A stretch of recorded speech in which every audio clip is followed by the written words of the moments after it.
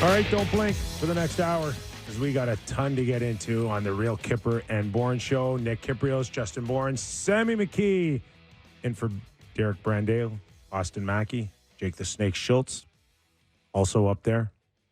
Wherever you're watching and listening, Sportsnet 590 The Fan, Sportsnet 650 in Vancouver, Sportsnet 960 in Calgary, watching on Sportsnet 360 or Sportsnet Plus. Like I said, don't blink.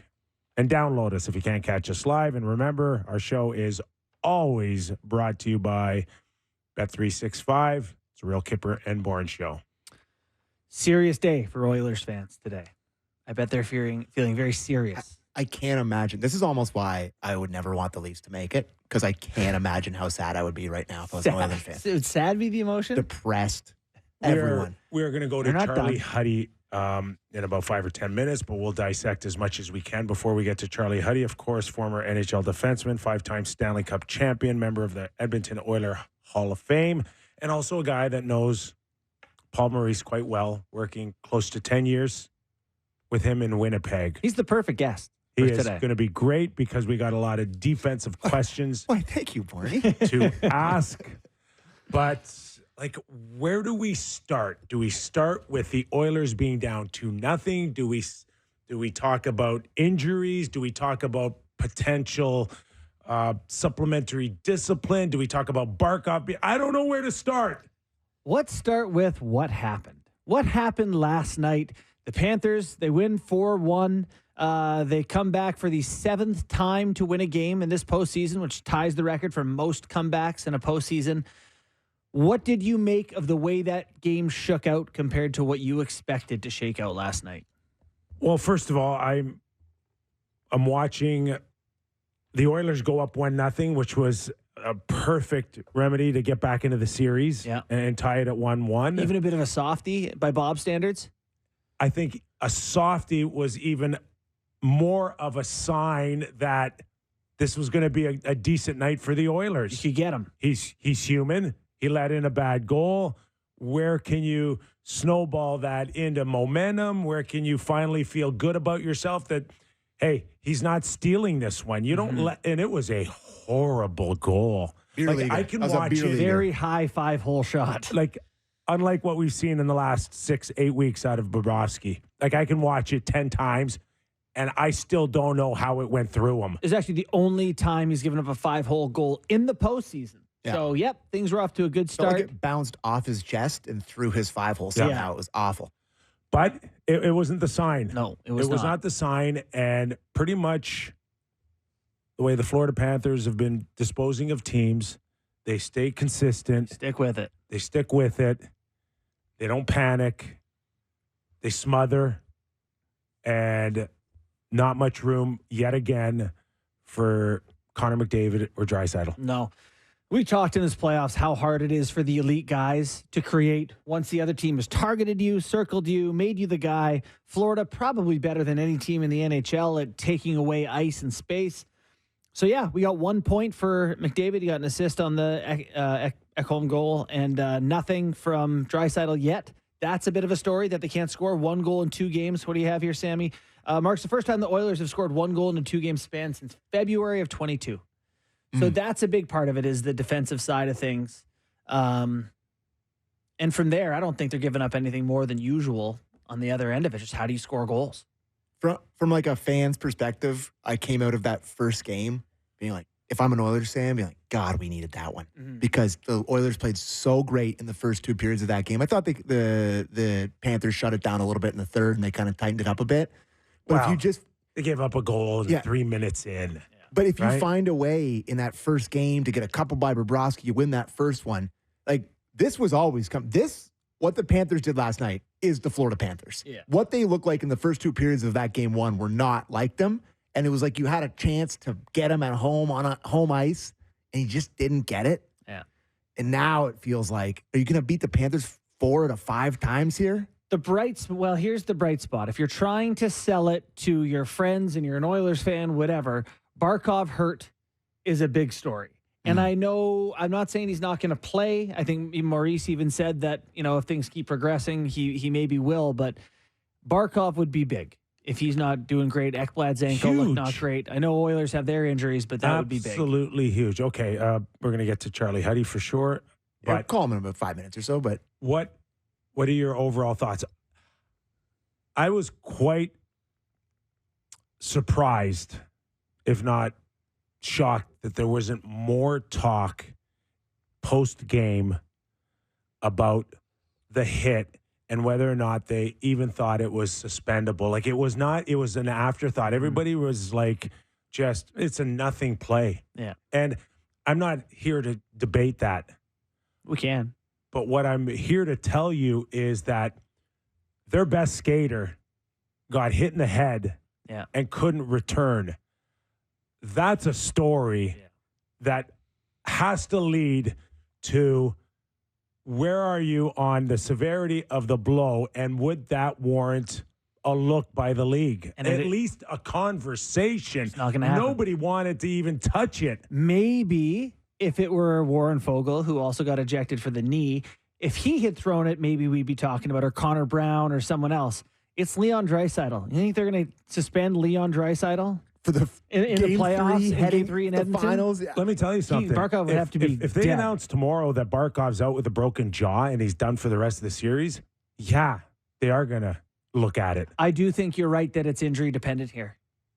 It's all injury dependent. They could do that? Like, doesn't it have to be announced? Like, there's no timeline. So if they say that what if he's like, if he's, and I'm not suggesting that that's going to happen, but what I am here to tell you is that nothing's been decided by the league. Nothing's been said by the Florida Panthers. If the damage is so severe and he can't play Game 3 or Game 4, or he's lost for the rest of the series, how does that make you feel differently about the blow to the head? Well, it does make you feel differently, for sure, right? You're taking out the other team's captain and best player with a hit. I tend to want to penalize intent more than result. And to me, that's not a vicious play. But it wasn't even a penalty until he stayed down. Yeah. To your point. Hey, do they just make it up as they go? Like, can you, like, all of a sudden, it's like, it's like, I thought a penalty's a penalty. There was no whistle. There was no penalty. There was no official arm up, to your point of just looking like any other kind of finished check until he stayed down. And then the officials blew the whistle. And to your point, once the whistle's gone, they can go revisit anything they want. High sticks, they can go. They can get together and say, "Hey, did I miss something here?" And it's like, "Yeah, you missed it." He drove his elbow into his jaw. They're saying all the right things, Bart. Obviously Draisaitl saying no malicious intent, of course. Oh, yeah. But Maurice did say today that the good news is it's not worse today. And so if it progresses like they do, sitting here today, I feel like Barkov's going to play Game 3. Would you like to hear Paul Maurice's initial thoughts on the Leon hit on Barkov? Yes. Okay, so clip 3, please, Austin. Paul, I do want to ask you about the evolution defensively of this team since you've arrived, but just quickly, because I think you're holding back. How do you feel about the hit on Barkov? This isn't the Oprah Winfrey Show. My feelings don't matter. It's a good quote. Oprah? Yeah, it's a good quote. Does that make Pierre LeBrun Oprah?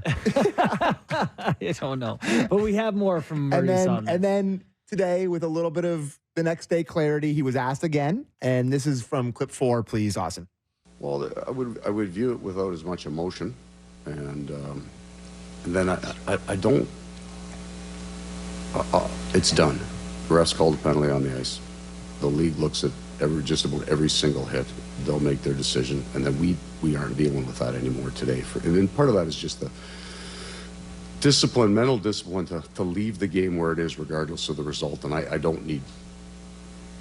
understand why you guys want to talk about it. It's a story. Shit, you guys spent 7 weeks of this stuff, so you've got to grind too, but I'd stay out of it. It's done for me.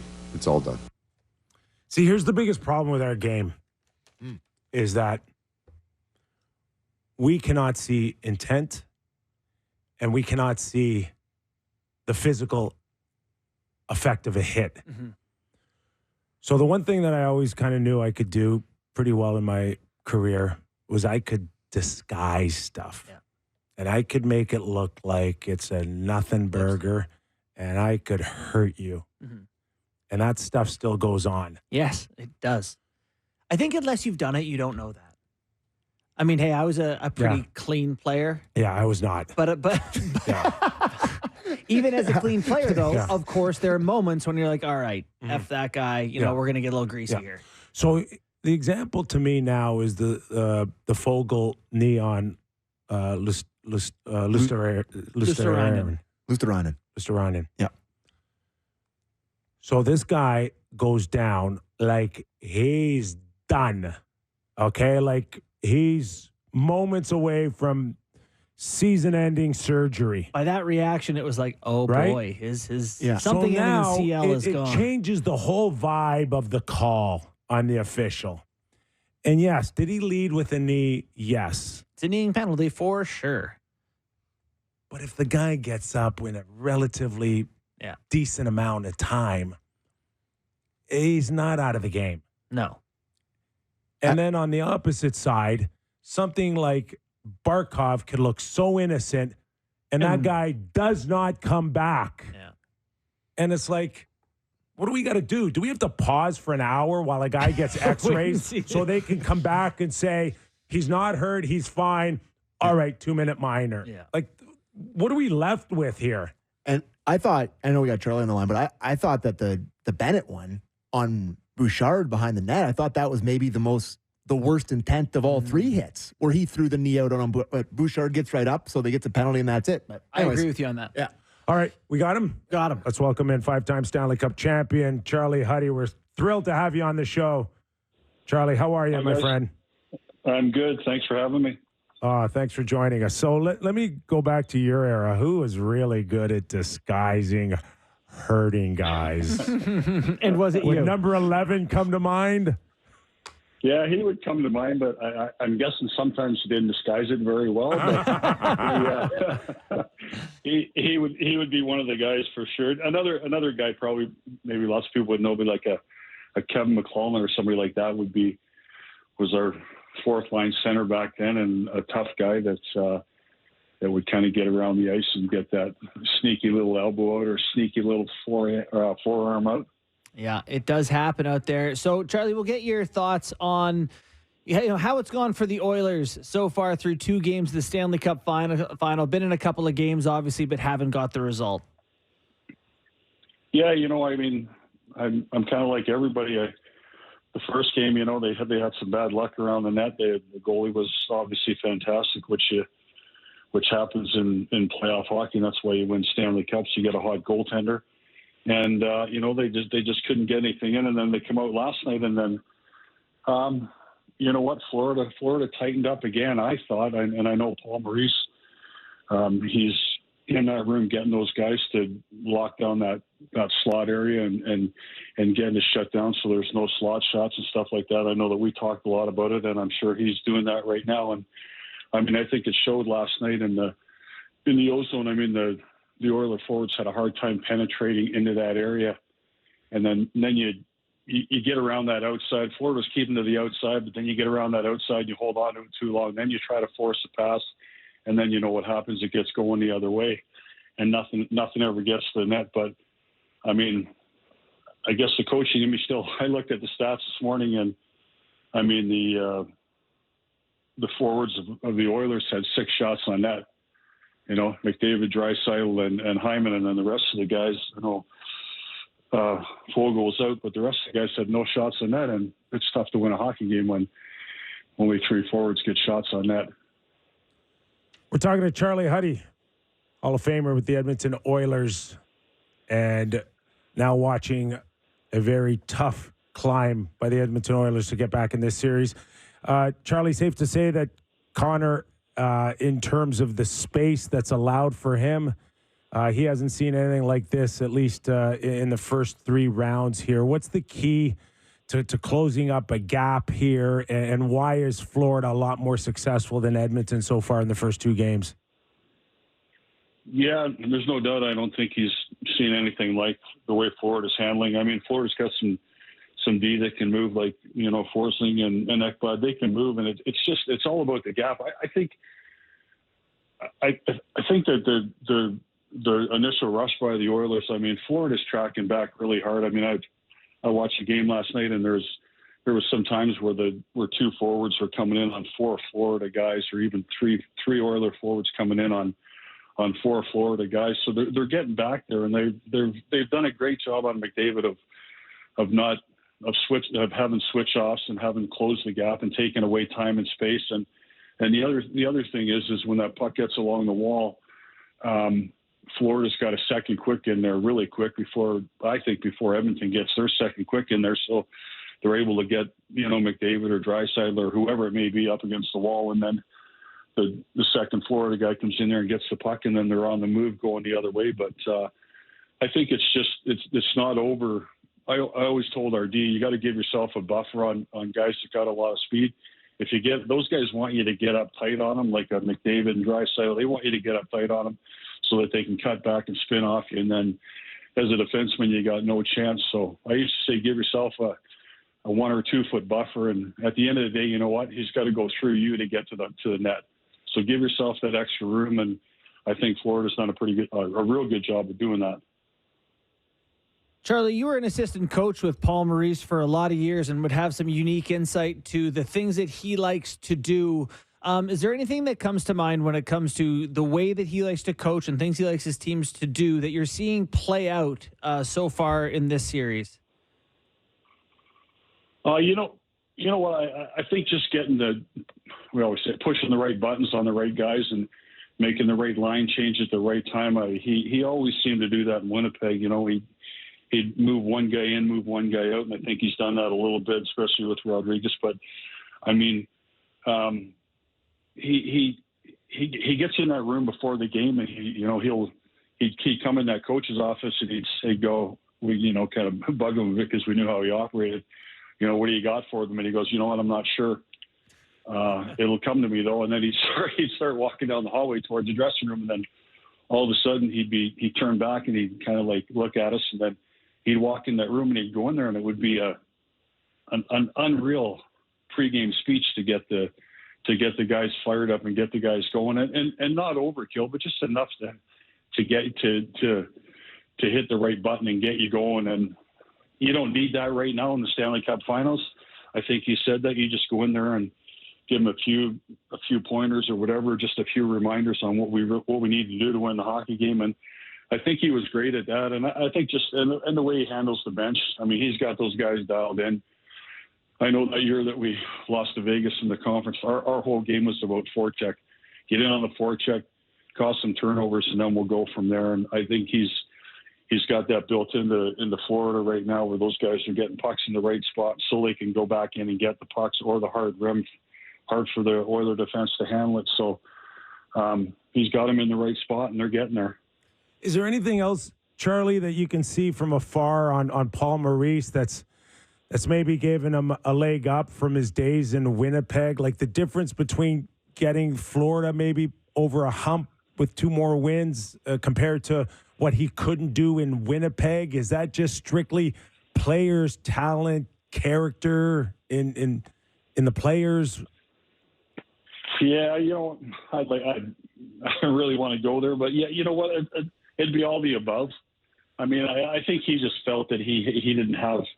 I mean, I was the most shocked guy in the world when he called me at 4:30 just after we had practice, and I went home and he said, "I'm done." I'm like, "What? You're done?" Like, nobody does that. But you know what? He feels the game, and he knows his players, and he just knew that there was nothing left that he could do to get him over the hump for whatever reason. And you know what? He felt it was time to move on, and now he's gone into a fresh start. I listened to those guys talk about him. Chuck talks about him a lot. He's the best coach he's ever had. He's great, and it's the right environment for him. He got in there at the right time, and he had a game plan going in there, and those guys have followed. He's got a great lineup, a lot of depth from the first line to the fourth line, and he's got defense that are playing the game for him. So looking at the Oilers D, so it sounds like you spent a lot of time coaching up defense. they maybe the Oilers don't have pure defenders necessarily. Ekholm can do it very well, but, there are some challenges. Nurse, Ceci, even Bouchard at times. How would you coach up a group like that from here where they're not getting the offense, not giving up a ton, but they don't necessarily have, they don't have the D that Florida does personnel-wise? Yeah, you know what? I think when you have that kind of the D that they have, Ekholm's been scoring, Bouchard obviously, but the other guys, it's just that you want them to defend first, and that's the most important thing. Like you get into trouble when you start to try to do too much. You think you can maybe make that extra move or whatever it may be, or the extra play on the offensive blue line to get pucks through or whatever the case may be. But I get those guys. You just got to play within yourself, and you don't want to do too much. That's when you really start to get into trouble and things happen. Yeah, you're going to get some breaks. I think Kulak had 4 or 5 or 6 shots on net last night. So it's you can play within yourself, and I'd get them to you're going to go through stretches where you have some rough shifts or you have some rough games, but you got to cut it off. And especially this time of year, obviously you can't have a string of a bunch of bad games, but you got to be able to cut it off and get back out there and be ready for the next game or be ready for the next shift to do what you have to do. We're talking to 5-time Stanley Cup champion Charlie Huddy, member of the Edmonton Oilers Hall of Fame. So, Charlie, is there any comparable to maybe what Bouchard's feeling like Paul Coffey felt all those years in terms of being the point producer and having to come up with big numbers for the team to have success? Could he be feeling that, Bouchard? Yeah, you know what? I would think so. I can't speak for him, but you would think that's especially when you're not scoring goals. If they were scoring a bunch of goals and everything was going good, then probably that's the last thing on your mind is doing that. I got to defend now and keep the puck out of our end, or out of our net. But when it's not, you know what it's like. The media's going to go in there and say, well, you're not producing off the offensive blue line. You're not getting the power play going the way it should be going and stuff like that. So, it's a Stanley Cup playoffs. It's hard to get points in this league. You know that. And it just doesn't come. And if it doesn't, you just can't manufacture them. They're gonna come. They're gonna happen. And you gotta wait on it.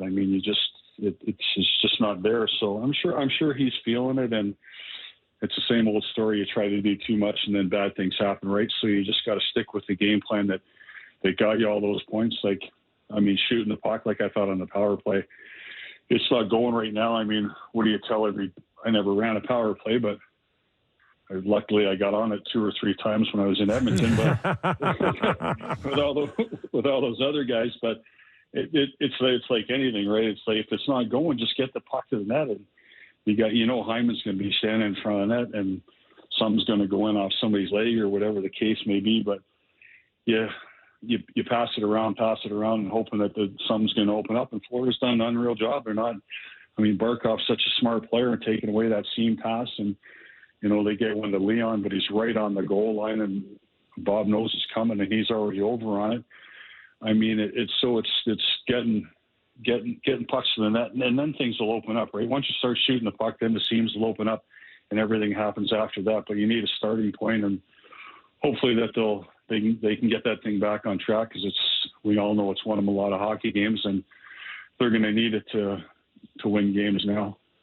Last one for me, Charlie. Just looking at the struggles for McDavid and Draisaitl and getting points, what are some things that defenses do against elite players? Like, what are some things when you're circling a guy and saying, we got to shut this down? Obviously, you want to put body on them where you can. Is there anything else that's making it that much harder for these guys to do what they usually do? Yeah, obviously first thing's the body, but easier said than done. It's tough to get those guys. I think just going back to what I said about, like, when we played them in Winnipeg, but he had Draisaitl and McDavid together a lot, so I had gone through a whole bunch of tape and put about 5 or 6 minutes of those two guys playing together, and showed our defense, just the tendencies that those guys they work off of each other, how they cut back, how they're looking for each other. He knows that, puck behind a back pass or backhand, whatever it may be. But I mean, just going back to what I said earlier, I think the biggest thing is just not getting too tight on those guys. If you can get them in there, get on the body right away, yes. But soon they invite that thing. They're like the Sedins. The Sedins, remember, they just wanted you to come in and get on the body, and then they'd spin off you, and one of them would find the other one, and then it'd be going to the net, and the puck would be there. But it's that buffer that you need to have to be able to keep one hand on your stick, be able to knock some pucks down, and then use your hand to be able to kind of to guide them a little bit. But I mean, that's what they're looking for. So I think that, again, Florida's done a great job of that. And you know what? The forwards have helped out a lot. I mean, they get McDavid and Draisaitl, they get climbing up on the top of those circles, and the Florida forwards are there being able to cut them off and getting a stick on it. So, I mean, you got to give the Florida forwards credit too for their coverage in the D zone. Charlie, we really appreciate you making time for us today, man. Thanks for doing this. Yeah, no problem. Anytime. Thanks, Charlie. Appreciate it. It is Edmonton Oilers great Charlie Huddy. We have. Sorry, go ahead.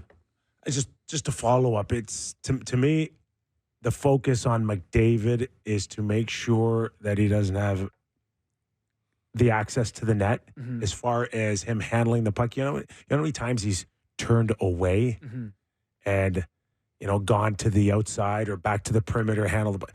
They're okay with that. Yeah. They're not chasing him up there. They're like, go and handle the puck all you want up there. Yeah, Turn he away. had it a ton last night, but he just wasn't getting to the sweet spot.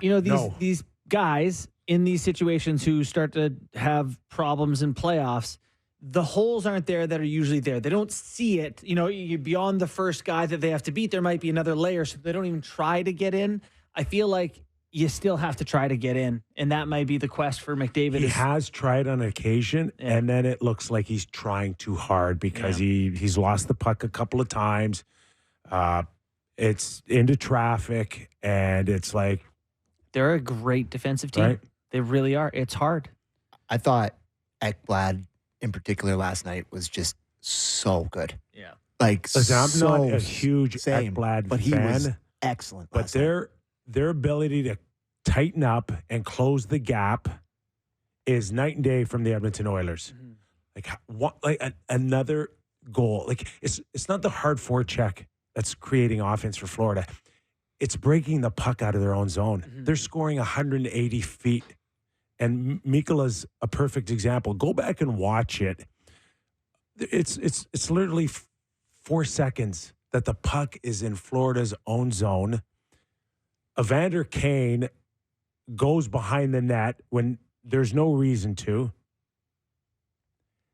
McLeod is a second forechecker who has chooses a horrible path to squeeze off the boards. Connor Brown is weak on the board side, and then they give up the middle of the ice, and they're gone. And who scores the goal? Evander Kane's man, Mikkola, because Evander decides to go behind the net and cover nobody. They're at the point with Kane where they may have to have a conversation of if he's not healthy enough to play should he play? They're not giving up those goals. Florida are not giving up that type of goal. Yeah. That's the difference in the game. It is so he far. only played 10 minutes last night. Is that right? Kane. Yeah. You may have to think about him not playing game 3. Yeah. But hey, he's not. They kept talking about last night standing up on the bench. They're obviously hurt, Yeah. right? They're hurting. But Ekblad hurt, Barkov hurt, Luosterainen hurt. It's part of. I the was deal surprised how quickly Ekblad came back from that one because the way his leg got caught. His history is not good. For sure. It looked bad for his ankle. Just to my earlier point, Florida, they're not giving up the blue line. Yeah. Okay, and they're not scared to challenge, and they're so aggressive. Their blue line, all of them are so aggressive in the neutral zone, and if they are, there's a forward to back them up. I'm going to simplify this for all of us. The Oilers need to win the special teams battle. We said that going into the series. Everyone said that because Florida's so physical. They need to do well on the special teams. Florida gets power play goal. The Oilers are 0 for 7 on the power play. This could easily in game 3 be like the Oilers. The players are all talking about they hit 3 posts. We could be talking about it differently. They could put a couple in on the power play, tighten up on the PK, and all of a sudden this is a different series. Right. You're so right. Just that special teams. The margin key. of error, including specialty teams, like it's not much. The Edmonton Oilers are not far off from winning a hockey game here. Yeah. Oh, of course. But if it's Florida not going, you cannot lose some individual battles. And again, you're 2-1. Okay. Rodriguez's redirect. Yeah. Go watch Bouchard along the wall get eaten up like a hot knife through butter. That's not happening on the Florida blue line. I know we got to do some other stuff. No, I want to hear the clip on Evan Rodriguez that Paul Maurice has there. Maybe it's not interesting, but he's worth a conversation, is he not? No, absolutely. All right, clip 2, please, from Maurice. Not deferring to stars because early in his first tour with the Barkov line, I felt he did. And it's understandable. You're a new player coming to an organization that is skilled. You can make plays. The analytics on that line were always exceptionally good. But if there was a critique that I thought at times he deferred and didn't need to do that. So what he's done is he went on a world tour of our lineup and played with just about everyone. And found his game, and maybe these are questions more for Evan than anybody else, but the confidence to be specific about who you are as a player and then confident in that. Not a lot more, but he's become, I mean, at this point now, in the playoffs alone, he's played all 3 positions. Like, that's the type of guy, when you have a successful season, you're like, that guy mattered. Yeah, but they're all in the lineup. Yeah. Lundell. Not tendered by Kyle Dubas. Right. Lundell's another one. Lusteranen's good too. Carter Verhaeghe could not check his hat like at the door 3 or 4 years ago. Okay. Now he's a friggin' star. Yeah. Okay. That guy competes. He battles hard. I assure you, Sammy, your Leaf fans, that wasn't remotely the guy that they saw, years ago. When he goes to 2 separate places, it's hard to be. Yeah, when everyone goes, we're all good. But the Leaf passed. they're loaded with I'd be lying those if he type didn't of hurt guys. JB, their whole lineup. I know. Their whole lineup. Rodriguez. Rodriguez was a great example. Was he a Leaf for 5 seconds? Rodriguez was in Rochester, and Dubas would have seen him a ton. Same with Verhaeghe. He was in Syracuse. For Pittsburgh trade? For Kapanen. Yeah. Throw in. Yeah. Just to throw in. But they all compete. They all play hard. They all I do win think battles. there's something to you're going to a place where the important players are structured, like Barkov and Chuck, and there's a culture, and Ekblad's been there. It's easier to step into lineups like that and have success. It's just, and that's how you win a cup. You leaders, that's alpha dog. He's got 11 points. He's got 6 goals in this run. That's how you win a cup. Yeah. With a guy that's that just lights it up. Right? And so how worried here? Like, do you think the Oilers can get back in this, or I do. It ain't over. You go back home, you a couple of special teams goals, and I said Cats in 5, and I still feel that way. Do you have any McDavid clips today? I do. Let's take a break, and then we'll come back with game time. The McDavid clip. I have things to say. I want the McDavid clip. Perfect. All right. We'll do game time. We come back in that clip. You heard the man. More Real Kyper and Bourne after these words. Nick Kypreos, Justin Bourne, Sammy McKee. All right, it's game time. All right, before game time, got a contest for us. Rogers has announced an exciting new national contest, Bring Stanley Home, to send a Rogers customer and hockey fans from across Canada to the Stanley Cup final in Edmonton. Rogers customers have the chance to win 10 VIP trips to attend Game 4 in Edmonton Saturday, June 15th. This prize also includes travel and accommodations, plus premium viewing at a game day concert featuring Shania Twain. Wow. Man, I feel like a woman. Okay, and outside Rogers Place. Visit Rogers.com/Stanley Cup to enter for your chance to win. For more details. Gotta win game 3. Shania Twain. We just mutually winced at the game 4 part. Yeah. No. I winced at his reading. Oh, yeah. That was a horrible reading up until you got to Shania. I'm fumbling. Then you went big and large. Then you got professional. Hey, listen. I'm still bumbling through the Bet365. I've been doing it every day. I didn't get here because I'm a good reader, boys. This is the worst non-professional show out there. I suck. Terrible. Listen, Or the best, one of the two. I hope it's that. It is truly remarkable that I'm here. I don't know how I made it here, but I'm here. No one's here for literacy. We have a coffee every day, say the same thing. Yeah, it's true. I love you, boys. All right, now it's game time. Presented by Bet365. Visit the app for the latest odds and find out why it's never ordinary at Bet365. Must be 19 plus, Ontario only. Please play responsibly. Now, I know it's another couple days until game 3. So I'm just going to quickly sneak in a couple golf picks because the U.S. Open's this weekend. One of the best golf tournaments of the year. Father's Day, always a great time. Love it. Hopefully a competitive game where the Rogers customer gets to see Shania Twain play. And a hockey game, I guess.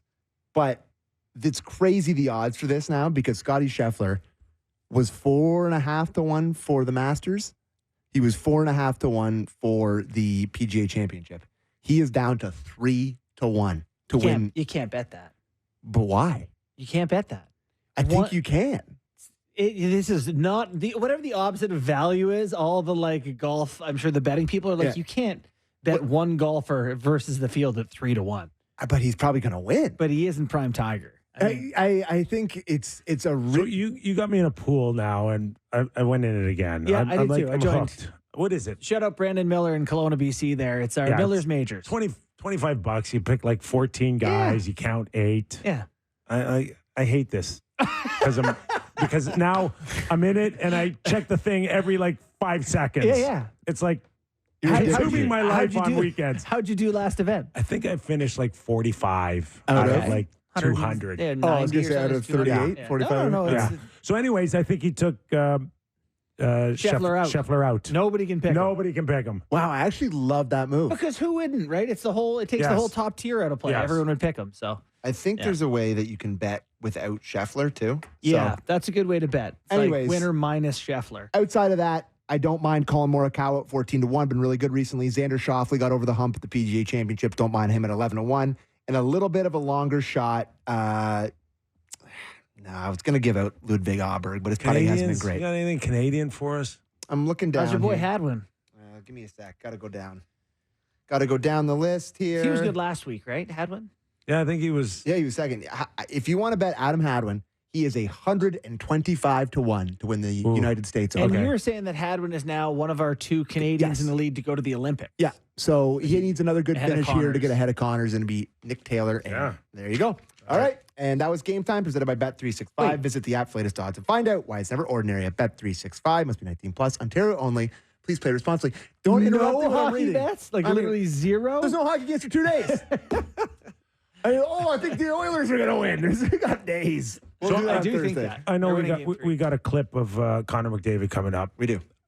I want to give a shout out to him because I think, first of all, he's got a ton of patience for the media in the Stanley Cup final. Maybe that's just, I'm here. I might as well soak in a little bit of it. Mm-hmm. Very accommodating. Mm-hmm. Doesn't mail in his answers, I don't think. Nope.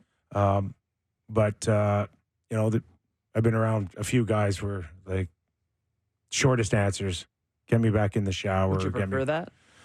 No. It's his call. Yeah. If he's comfortable with it, then I think for us, it's awesome. It's good. It's great. It's great for the game. It's great for the media. It's all good. But they hold him there, and he's not in any rush to leave, and he thinks about his answers, and I think we have one of them right now. Yep. Connor McDavid clip 1 there, Austin, for us, please. Yeah, it's exciting. It's exciting. It's another opportunity for our group to come together and dig our way out. It's supposed to be hard. It's supposed to be difficult. And I'm excited to see what our group's made of. I'm excited to see our group come together. I'm excited to see us fight through adversity, and looking forward to people doubting us again. We're good with the backs against the wall. See, I loved it. I loved it. I loved it's supposed to be hard. Yeah. Right? It's a reminder that, if it was easy, we'd all be doing it. Mm-hmm. And that stands on anything in life. Yeah. It's so funny how the The context for a quote is so important, which is why people often complain about being taken out of context, because the quote itself, I'm looking forward to people doubting us again, sounds defiant, stubborn, and unflexible. That's not what that was. Yeah. That is a clip that's like, okay, we recognize we need to mount up here. If I'm one of the guys in his team, I'm like, that's our leader. We got to go behind him. We got to fight for that guy. Like that. Yeah. That's a galvanizing quote. The one that I found most interesting in that was, I'm excited to see what our group is made of. Yeah. He left it open-ended. Yeah. It's not a statement. We'll show you what we're made of. That was after. No, but I agree with you that he's like, we're finding out ourselves, and it's a challenge to your room. Yeah, which, again, you find a way to tie the series 2-1, or you go down 3-0. It's revealing to him. He's like everybody else, watching and waiting to see.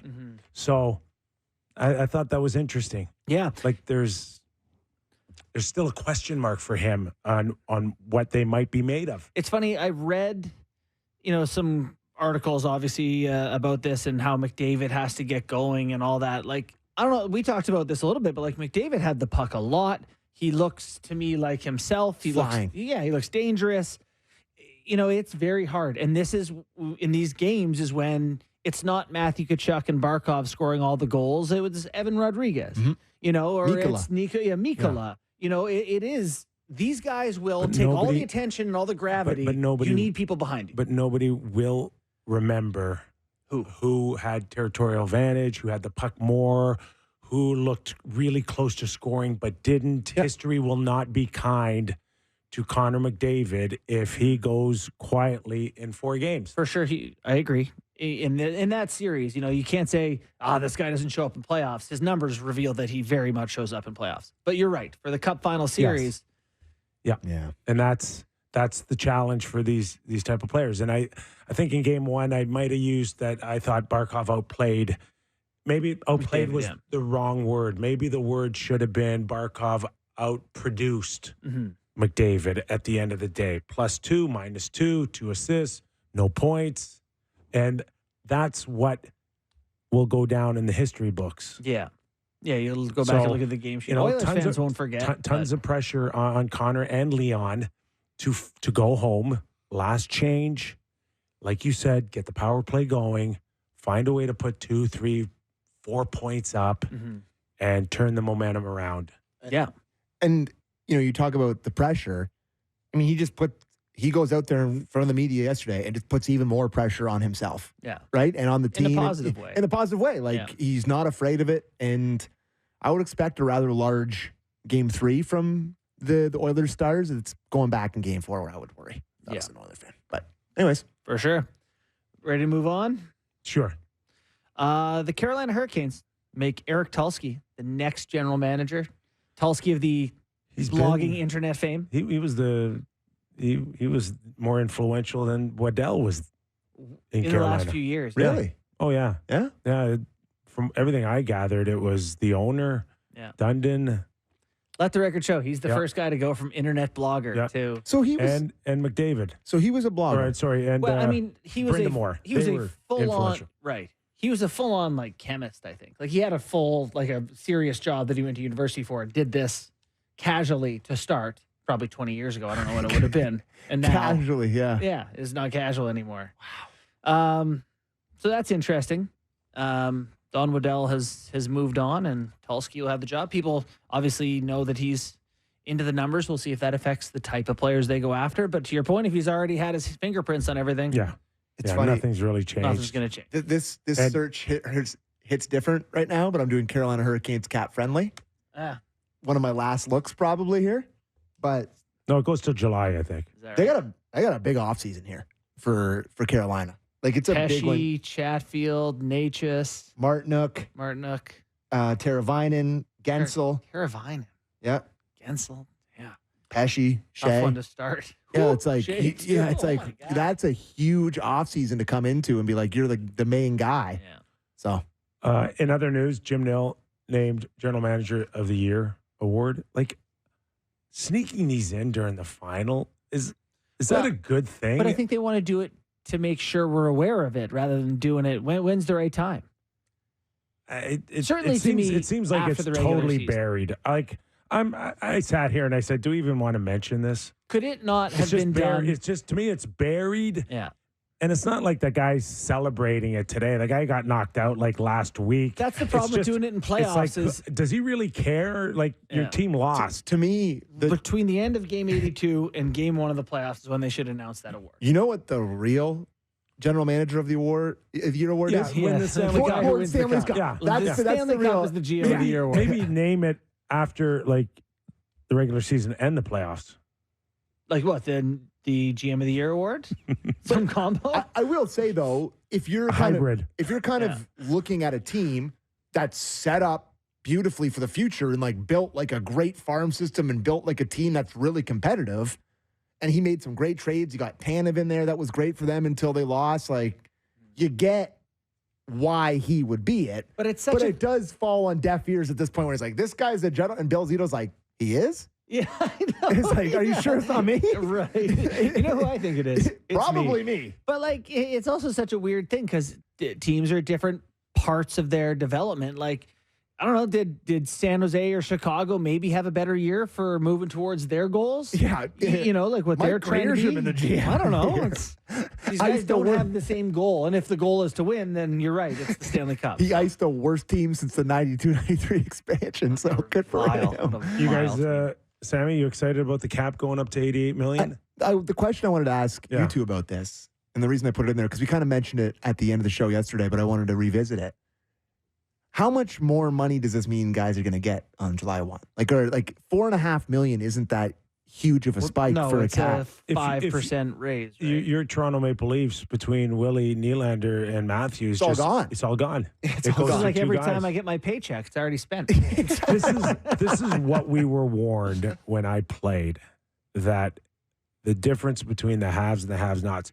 Every time the cap goes up, it's going to go to the top guys. You're not going to participate much in it at all. No, it's a stark divide in the NHL for sure. Yeah. Is there other leagues like that? I guess it probably is across all leagues, like the NBA with the bottom guys versus like Giannis making $60 million a year. Yeah. I'm sure it's the same football kind of, but It's funny because people baseball for sure. Our league needs the bottom guys more than their bottom guys. That's a great point. You don't need the 12th bench guy Right. in the NBA as That's much as actually you an need excellent point. Evan Rodriguez. Yeah, I got or a few of whoever. them over the years. Oh, no, you've been sitting Dozens there and for a dozens reason. of points. Great points. Yeah. The Leafs, it's going to be interesting, you know, because fans often can't tell the value of a player who's $2 million.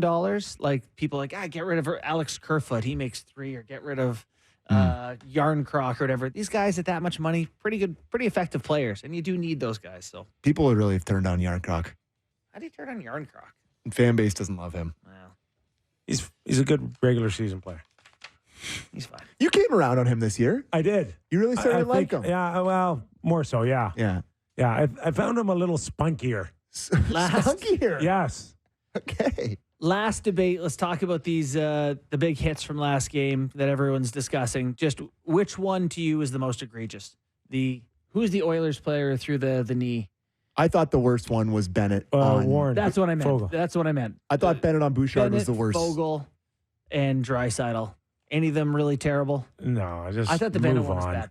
I thought it was Just awful. move on. That was off really of them. dangerous. You know what's interesting, If though, is Bouchard like, stays down, he's maybe suspended. You know, and you made the point, if it was Connor Brown, it's a different story, right, with the hits. But this star on star, it puts the league in a very tough predicament. I and I'm love not sure Dry. this story's over. If Florida decides to take Barkov out of Game I 3, think Leon could watch. I'm just saying it would put more pressure on the league. Yeah, it would. I'm not saying he would get But suspended. Leon had this with Pietrangelo Right. too, right? He He likes to get into it. All I'll say is Like keep Bennett- your head up with the nail gun Bennett on the ice. Bennett for Draisaitl. took out like Marchand, Yeah. right? Yep. In these And Marchand playoffs. was like, good for him. Yeah, I do dumb stuff all the time Yeah. too. Like Marchand saw stars for 3 days. Yeah, we got to go. We gotta go. We gotta 5 go. seconds. Our thanks to Charlie Huddy. We're back tomorrow. No, we're not. Oh, Thursday. no, we're not back.